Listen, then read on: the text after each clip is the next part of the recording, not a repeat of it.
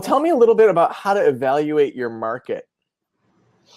Yeah, I think this is where, when you're starting out, if you've, maybe you're still on the fence about, do I take insurance? Should I be self-pay? It would be good to sort of look around at the other private practitioners and see, like, does it seem like a lot of them are self-pay? You would see that in, affluent areas like big cities like San Francisco or New York, or depending on your geographical area, maybe nobody's self-pay, maybe everybody takes insurance. So I think it's good to sort of, look through Psychology Today and see what other clinicians are doing, or, if you have folks that in the mental health community, to talk to them about, what insurances do you take?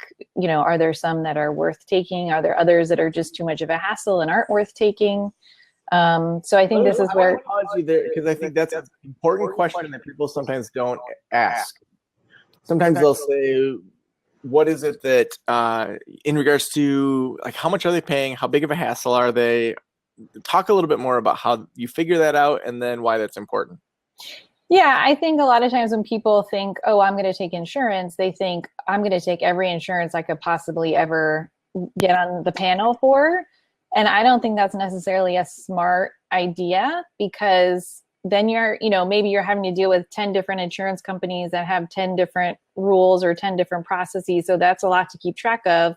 But then there's also insurance companies that just, they pay so little that it's just not worth your while to accept that insurance. I actually was able to break down, like, by the hour what we need to make in order to break even, in order to turn a profit. And so I know exactly how much money we have to bring in, or else we're losing money seeing those clients. And so for me, then it was very easy to say, you know what, I don't want to be paneled with XYZ insurance company anymore, because I'm losing money every time I see their clients. Yeah, so even if you take insurance, to be selective on which ones you see. Also, I think looking at, are you allowed to bill for no-shows? So certain populations tend to no-show more.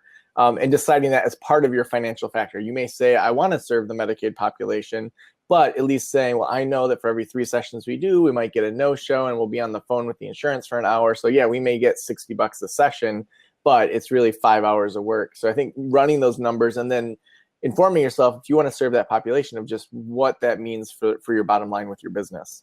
Right. Yeah, I think that's really smart to look at the numbers, because I think a lot of people don't even think about it in that way. They just think, oh, I'll just take every insurance I can. Right. Any other things around evaluating your market? Yeah, I guess the only other thing I was going to say was about the, if you're thinking about taking insurance, maybe just start with 1 or 2 and see how it goes, and see if you can get the hang of the insurance billing. And, if you want to add more, great, but you don't necessarily have to, try to get on 10 panels at once or something. Try 1 or 2 and see how it goes.